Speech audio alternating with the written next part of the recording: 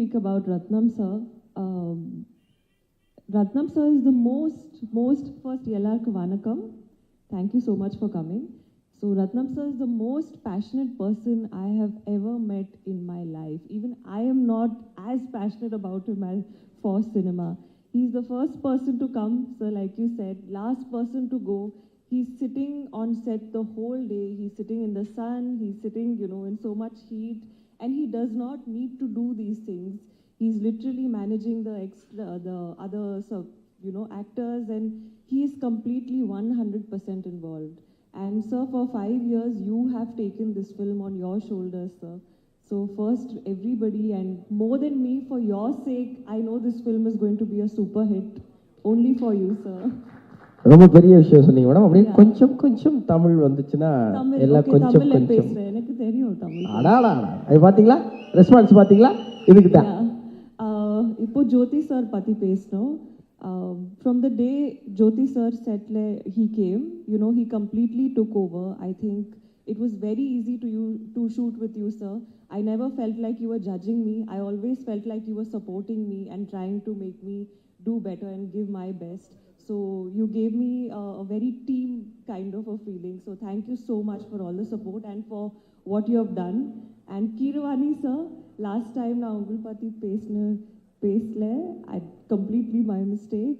But Keeravani sir, it's our honor to work with you, and it's my honor that I'm dancing to the music that you have kind of given us. So thank you so much, and I'm sure everybody is going to be dancing to your tunes soon. Nasir sir, thank you so much for coming. Satyaraj sir, thank you. And Shobhi master, thank you for patiently choreographing the whole thing and supporting me and giving me the best and showing me all the expressions and everything. So thank you so much. And Manoj sir, Padikuda Pesno, I think one of the best DOPs I have ever worked with in my life is Manoj sir. He really, technically brilliant. Like sir said, he's a magician. So I really hope to work with him again. And Kingsley sir, we did a few nice shots together, sir. So it was really nice. I hope to work with you soon. And in the padam, actually, enakku oru romba emotional journey irukku. I've literally grown up with this film, I feel, in the last 5 years. So I'm grateful. I'm so grateful that I got a chance to be in this film.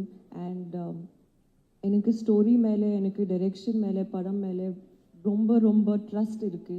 That when the film comes, 100% everybody is going to like it, because every single person in this film has worked very hard.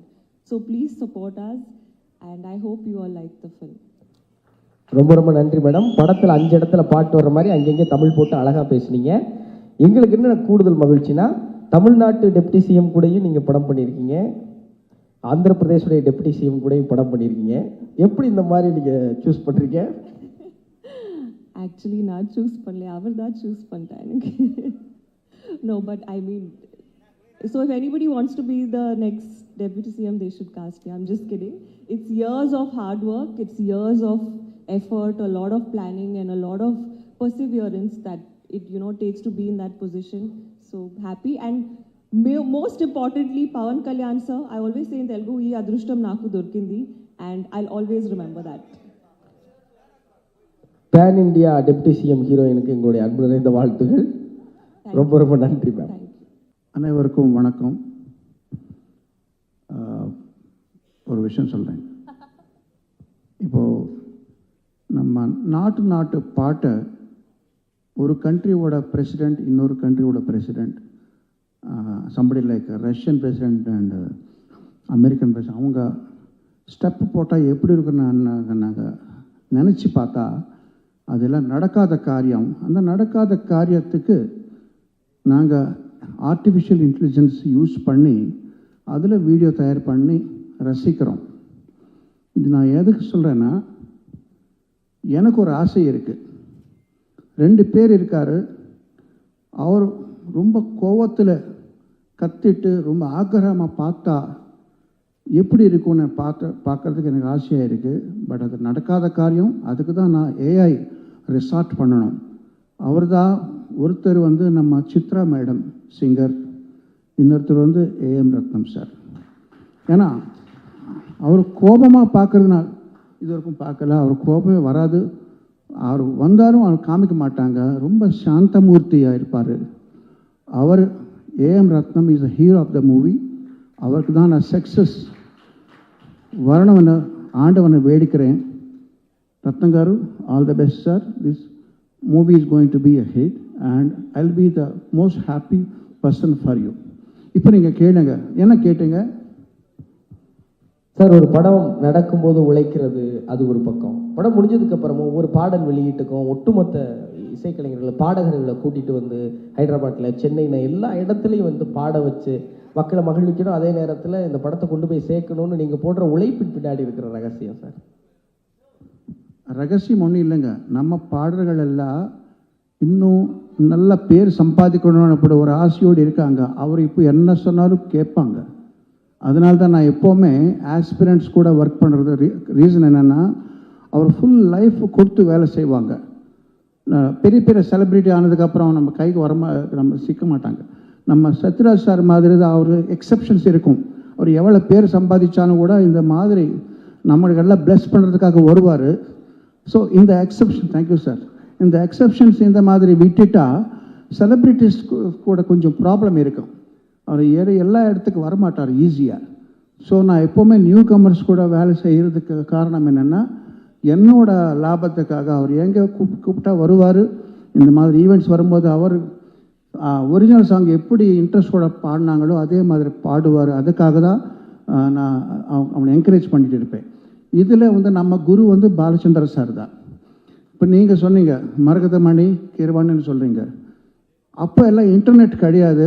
Sir சொன்னாங்க, Balachandra sir, Maragathamani Keeravani தான் உன்னை பேர், இதில் மரகதமணி தமிழ் மாதிரி sounding இருக்குது, so அது வச்சுக்கலாம், கீரவாணி மறந்துடுன்னு சொன்னாங்க. அவர் சொன்னார், நான் பண்ணிட்டேன். அப்போ எல்லாம் இன்டர்நெட் இல்லை. இப்போ இன்டர்நெட் ரொம்ப பிரமாதமாக வந்திருக்கு. அவர் தான் இவர் தான் அவருன்னு எல்லாருக்கும் தெரியும். ஸோ இப்போ அந்த கன்ஃபியூஷனே இல்லை. பட் எது இருந்தாலும் அந்த பேரை வச்சு என்னை ரொம்ப என்கரேஜ் பண்ணுறதுக்கு Balachandra sir forever he will be in my heart. இன்னொரு விஷயம், ரொம்ப நாள் முன்னாடி 28 இயர்ஸ் முன்னாடி ஏபி முரளியன் ஒருத்தர் இருக்கார். அவர் ஒரு ஸ்டூடியோ வச்சிருக்கார் சென்னையில். அந்த ஸ்டூடியோவில் கொண்டாட்டம் என்ற படத்துக்காக கேஎஸ் ரவிக்குமார் சார் ரெக்கார்டிங் நடக்கிறது. அவர் வந்தார். கேஎஸ் ரவிக்குமார் வந்துட்டு ஏதோ ஒரு டாபிக் வந்தது, இந்த சவுண்ட் நல்லா வரலையா, அந்த சவுண்ட் நல்லா வரல, ஒரு டாபிக் வந்தது. அப்போது மிக்சிங் அண்ட் மாஸ்டரிங் பற்றி ஒரு டாபிக் வந்தது. அவர் சொன்னார், ரீசெண்டாக நான் ஒரு ஆல்பம் வந்து லண்டன் அனுப்பினோம், நல்லா மிக்சிங் பண்ணி அனுப்பலைங்களே. ஏன்னா லண்டன் என்ன பெரிய பேர் தானே. நான் நிறைய பேர் லண்டன், கனடா, இங்கெல்லாம் யூஎஸ்க்கு போய் மிக்சிங் அண்ட் மாஸ்டரிங் பண்ணுவாங்க. நம்ம ஊரில் ரெக்கார்ட் பண்ணுவார் சென்னையில், அங்கே வந்து மிக்சிங் பண்ணுவார். அந்த ஆல்பம் எடுத்துகிட்டு வந்தால் எல்லாம் பிளாண்ட் ஆகிருக்கே, ஒன்றுமே சத்தம் வரலையே, சத்தம் வர வேண்டிய இடத்துல சத்தம் வரலையே. அவர் சொன்னார், 5 ஸ்டார் ஹோட்டலில் எது சாப்பிட்டாலும் ஒரு மாதிரி இருக்கும், பிளாண்ட் ஆகிருக்கும். ஏன்னா அங்கே ஃபாரினர்ஸ் வருவார், அவங்களுக்கு ஏற்ற மாதிரி தான் அவர் பண்ணுவார். அதில் நம்ம ஸ்ட்ரீட் ஃபுட்டு பாருங்கள், எவ்வளோ உப்பு காரம் நல்லா இருக்கும், அந்த மாதிரி தான் வேணும். அப்போ அவர் நம்ம கல்சோன் மேலே வந்து இப்படி காமிச்சார். எக்ஸாம்பிள், நீங்கள் ஒரு பீட் கொடுக்குறீங்க, டிக்கு டிக்கு சக் டிக்கு டிக்கு டிக்கு சக் டிக்கு டிக்கு டிக்கு சா, அப்புறம் ஒரு பீட் வரணும். அது அவங்க எல்லாம் ஃப்ளாட் பண்ணிவிட்டு அங்கே ரெட் பல்ப் எரியுதே, அதான் அப்படி டெக்னிக்கலாக பண்ணக்கூடாது. இங்கே வந்து வெடிக்குது, இங்கே ஸ்பீக்கர் போயிடும், அப்படியெல்லாம் நினச்சி அவர் ஃப்ளாட் பண்ணிடுறாரு. அப்படி பண்ணக்கூடாது சொல்லி அவர் கன்சோல் மேலே கை வச்சு காமிச்சார் ரவிக்குமார். டிக்கு டிக்கு சக்கு டிக்கு டிக்கு சா இப்படி பண்ணுறாரு. அந்த ஃபேடர் வந்து மேலே தூக்குறாரு, அது உடஞ்சி போயிடுமோன்னு பயம் வருது. பட் அப்படி பண்ணாதான் நமக்கெல்லாம் நம்ம எஃபெக்டே வரும்னு சொல்கிறாரு. ஸோ அந்த எஃபெக்ட்டு இந்த படத்தில் நான் கொடுத்துருக்கேன். ஏன்னா இவர் பவர் ஸ்டார் பவன் கல்யாண்னு சொல்லுவார். அந்த பவர் வெளியில் வரணும்னா அந்த மாதிரி மிக்சிங் பண்ணாதான். நமக்கு எல்லாம் டெக்னிக்காலிட்டி பார்க்கக்கூடாது, அதெல்லாம் வேறு விஷயம். நமக்கு இங்கே பவர் தான் வேணும், ஓன்லி பவர், அந்த எஃபெக்ட் தான் வேணும். அந்த எண்ணத்தோடு நான் ஒர்க் பண்ண படம் இது. முக்கியமான விஷயம் என்னென்னா, நான் நல்லா பண்ணேன் சொல்கிறார். நல்லா பண்ணுறது ஒரு விஷயம், நல்லா பண்ண விடுறது ஒரு விஷயம். ஸோ அதுதான் டைரக்டர். ஒரு கை நல்லா பண்ணுறது, நல்லா பண்ண பிறகு இன்னொரு கை, ரெண்டு கை சேர்த்தாதான் கைத்தட்டல் வரும், சத்தமே வரும். Jyothi, thank you for allowing me to do whatever I wanted to do. So இந்த படம் நல்லா சக்ஸஸ் ஆகி நம்ம ரத்னம் சாருக்கு நல்ல பேர், நம்ம பணம் கூட எடுத்துகிட்டு வரணும்னு நான் ஆசைப்படுறேன். எல்லாருக்கும் வணக்கம், நன்றி. நிறைய ஜாம்பவான்கள்கிட்ட ஒர்க் பண்ணியிருக்கேன். அந்த அனுபவத்தில் ஆனால் நான் படிப்படியாக முன்னுக்கு வந்து அப்புறம் ப்ரொடியூஸ் பண்ணி டைரக்ட் பண்ணியிருக்கேன். நிறைய தெலுங்கில் பாடல்கள் எழுதியிருக்கேன். நிறைய கற்றுக்கிட்டேன். இந்த சினிமா சாதாரணம் இல்லை, இது நமக்கு வாழ்க்கையை கற்றுக் கொடுக்கும். சினிமா ஒரு என்டர்டெயின்மெண்ட் மட்டும் இல்லாமல் அந்த சினிமாவில் நான் சமீபத்தில் 2-3 விஷயங்கள் சந்தித்தேன். ஒரு வாட்டி நான் பாம்பேயில் இருந்து ஃப்ளைட்டில் ஜேர்னி பண்ணுறேன். ஒரு தமிழ் அவர் ஃபோனில் பேசிகிட்டு இருந்தார். பேசிட்டு இருக்கும்போது ஏதோ வீசா வேணும், சிங்கப்பூர் போனால் மலேசியாவில் கிடைக்குமானா பக்கத்தில் போய்ட்டு இமீடியட்டாக 2 நாள் 3 நாள் கிடைக்குன்னு இப்படி பார்த்தார். சார் உங்களை எங்கேயோ பார்த்த மாதிரி இருக்கான்னு கேட்டார். நான் நீங்கள் என்ன வேறுனா சினிமா ப்ரொடியூசர், என்ன படம் பண்ணியிருக்கீங்க சார்? அதுதான் நான் இந்தியன் படம் பண்ணேன் சார். நான் தியேட்டரில் 25 வாட்டி பார்த்தேன் சார். என் வாழ்க்கை 1500 ரூபா சம்பளத்தோடு ஆரம்பித்தேன். இன்றைக்கி 5 லட்சம் சம்பாதிக்கிறேன். அந்த படத்தால் நான் ஒரு நேரம் இது வரைக்கும் லஞ்சம் வாங்கலை சார் அப்படின்னு சொல்லி அந்த படத்தை எவ்வளோ இன்ஸ்பிரேஷன் கொடுக்குதான்ட்டு. வைஜெயந்தி ஐபிஎஸ் ரிலீஸ் ஆகும்போது தமிழ்நாட்டில் அப்போது லேடிஸ் வந்து டிபார்ட்மெண்ட்டில் இல்லை, 300 லேடி கான்ஸ்டபிள் போஸ்ட்டுக்கு 5000 பொண்ணுங்க வந்து இன்டர்வியூக்கு வந்தாங்க. ஸோ அவ்வளோ இன்ஸ்பிரேஷன் வந்து படத்தை கொடுத்துருக்கு. சமீபத்தில் பெங்களூரில் ஒரு ப்ரொடியூசர் சந்தித்தேன். இப்போது விஜய் சாரோட படம் பண்ணுறாரு கேவிஎன். அவர் கேவிஎன்னு எனக்கு தெரியாது, நான் யாருன்னு அவருக்கு தெரியும். ஆனால் அவர் வந்து என்னோடய பாடல்கள் எல்லாமே அவர் ரசிகர். அவர் மொபைலில் எல்லாமே நான் சாங்ஸ் எழுதியிருக்கேன்னு அவருக்கு தெரியாது. ஆச்சரியம் என்னென்னா பாய்ஸில் ஏதோ ஒரு படத்தில் தெலுங்கில் ஸ்வேச்சை ஃப்ரீடம் இல்லைன்னா வாழ்க்கை இல்லைன்னு சொல்லி ஒரு லிரிக் வந்து கேசட் வாங்கி நிறைய வாட்டி பார்த்துட்டு அவங்க மாமனார் வீட்டில் படிச்சுட்டு இருந்தார். அவர் அந்த வீடு காலி பண்ணி ஃப்ரீடம் வேணும்னு வெளியில் வந்து எனக்கு பெரிய ஆளாக இருக்கார் அவர். சம்டைம் நம்ம தொழில் பண்ணிகிட்டே போவோம்.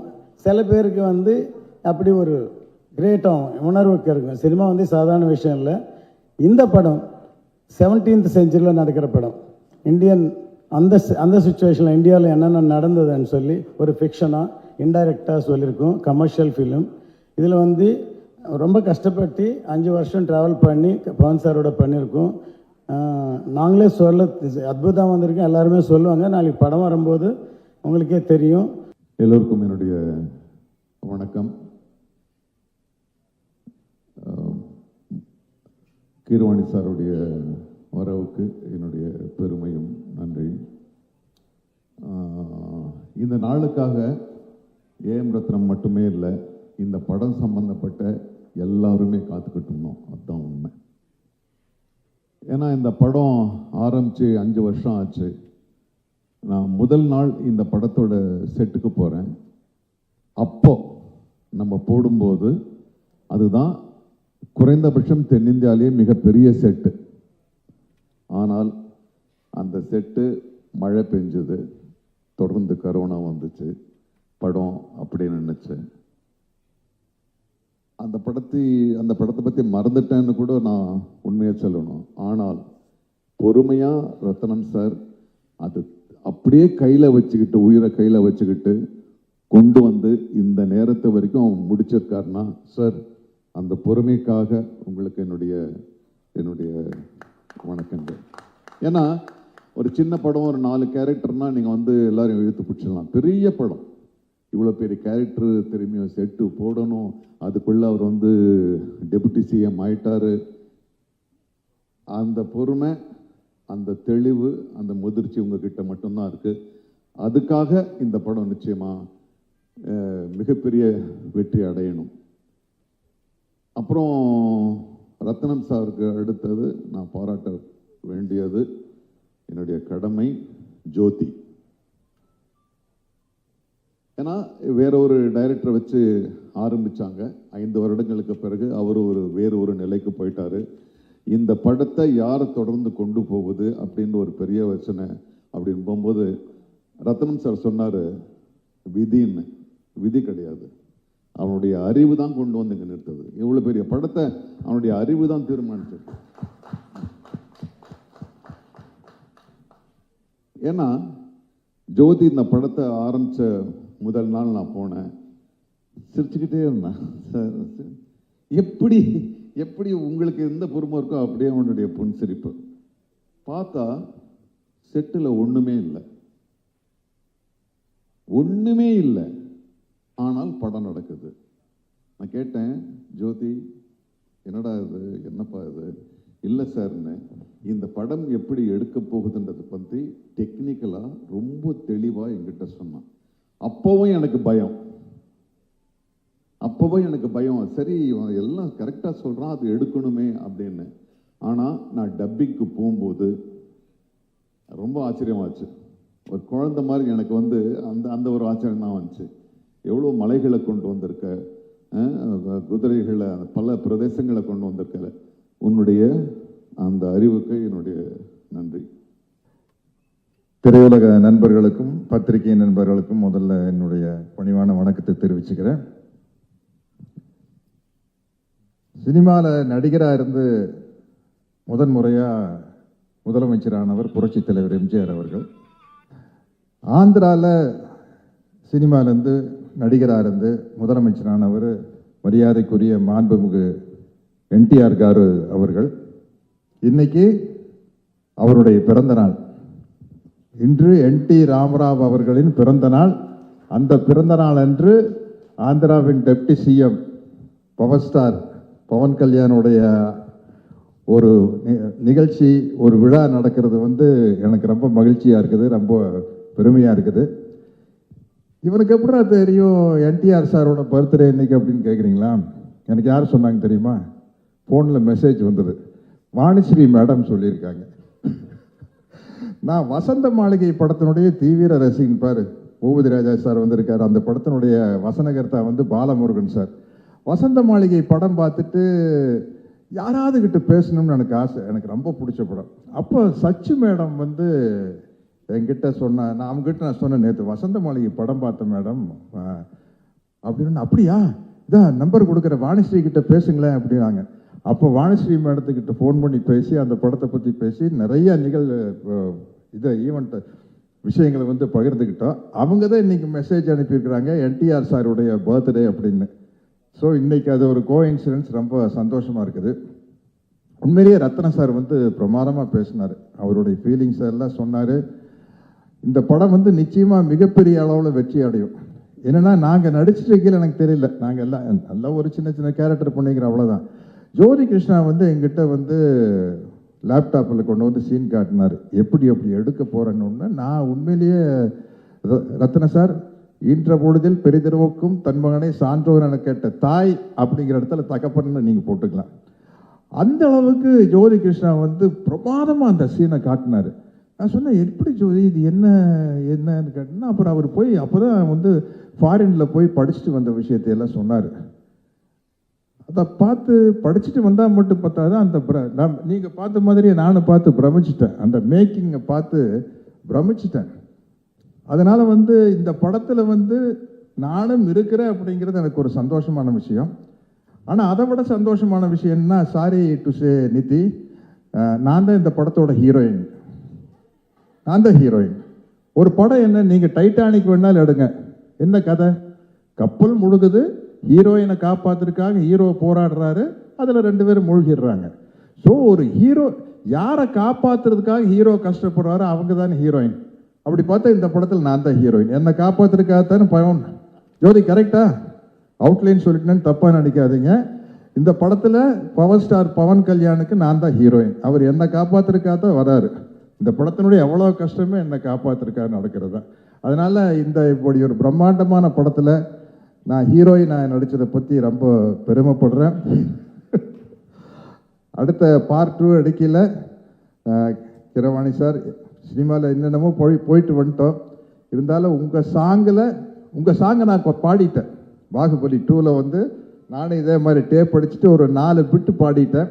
பார்ட் 2 பண்ணையில் கொஞ்சம் அதை மனசில் வச்சுட்டு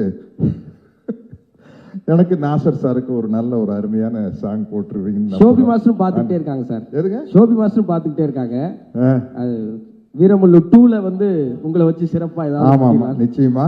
ஆமாம், மனோஜ் இல்லை நாங்கள் ஆடிடுவோம், நாங்கள் டான்ஸ் ஆடிடுவோம். நாங்கள் அதை எதுக்குமே கூச்சப்படாத ஆளுக்கு தானே. பரதநாட்டியம் ஆடினோமா, வஞ்சிக்கோட்டை வாலிபன் வேணுமா உங்களுக்கு, வைஜெயந்தி மாலா 10 மணி 2 பேரும் ஓகேன்றோம். என்ன சார் அப்புறம் அது மாதிரி விஷயங்கள். கேமரா கூச்சமே இல்லாத ஆட்கள் நாங்கள். அப்படி இருந்தால் தான் சினிமாவில் வந்து எந்த கேரக்டர் கொடுத்தாலும் நடிக்க முடியும். இப்படிப்பட்ட ஒரு சிறப்பான படத்தில் நானும் இருக்கிறேன் அப்படிங்கிறது எனக்கு ரொம்ப மகிழ்ச்சியான பெருமையான விஷயம். ரத்ன சாருடைய நல்ல மனசுக்கும் ஜோதியினுடைய நல்ல உழைப்புக்கும் இந்த படம் வந்து மாபெரும் வெற்றி அடையும் என்று நம்பி வாழ்த்துகிறேன். வணக்கம். முதல்ல எல்லாருக்கும் வணக்கம். எங்கள் டைரக்டர் நெல்சன் ஐயாக்கு நன்றியை தெரிவித்து ஆரம்பிக்கிறேன். ஹரிஹர வீரமல்லு இந்த படத்தில் வாய்ப்பு கொடுத்த A M Rathnam sir, Jyothi sir, Pavan sir, Nithi madam, Sobhi master எல்லாருக்கும் நன்றியை தெரிவிச்சுக்கிறேன். கேஆர் சார் சொன்னார், எப்பவுமே ஏஎம் ரத்னம் சார் வந்து அவர் படத்தில் வந்து ஏதாவது ஒரு கான்ட்ரிபியூஷன் இருக்குன்ட்டு. சார் இந்த படத்தில் அவர் தான் கொரியோகிராஃபர்.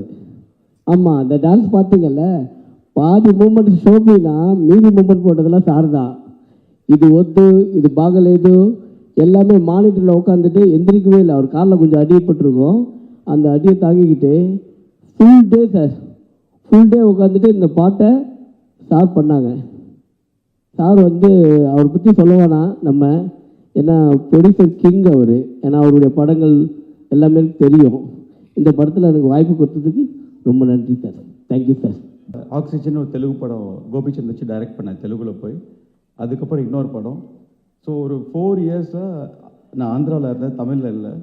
அதே மாதிரி தெலுங்கு படம் இந்த படம் ஆரம்பித்த அப்புறம் 4-5 இயர்ஸாக தமிழ்லேயும் படம் பண்ணல. சின்ன மனசில் ஒரு வருத்தம், என்னடா தமிழில் நம்ம படம் சூர்யா மூவிஸ் படம் எதுவுமே தமிழில் வரவே இல்லையே, ரொம்ப நாளாச்சு, திருப்பி எப்போ தமிழில் வந்து படம் பண்ணுவோம், எப்போ வந்து ஒரு சின்ன உள்ளுக்குள்ள ஒரு வெயிட்டிங்கில் இருந்தேன். அதே மாதிரி தமிழில் திருப்பி டைரக்டர் பண்ண ஒரு வாய்ப்பு கிடைக்குமா அப்படின்னு ஒரு மனசில் ஒரு ஃபீலிங்கும் இருந்தது.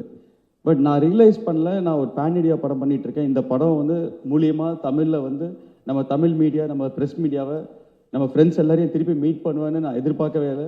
உங்களெல்லாம் மீட் பண்ணது ரொம்ப சந்தோஷமாக இருக்குது சார். இங்கே இருக்க நிறைய பேருக்கு நல்ல ஃப்ரெண்ட்ஸ், எல்லா ப்ரெஸ்லையும் எல்லாருமே திருப்பி ஒரு கிட்டத்தட்ட 3 இயர்ஸ் 4 இயர்ஸ் கழிச்சு மீட் பண்ணுறேன். I feel very happy and proud to meet everybody sir. Thank you so much. And first எங்கள் அப்பா பேசும்போது கொஞ்சம் எமோஷனாக பேசினாங்க.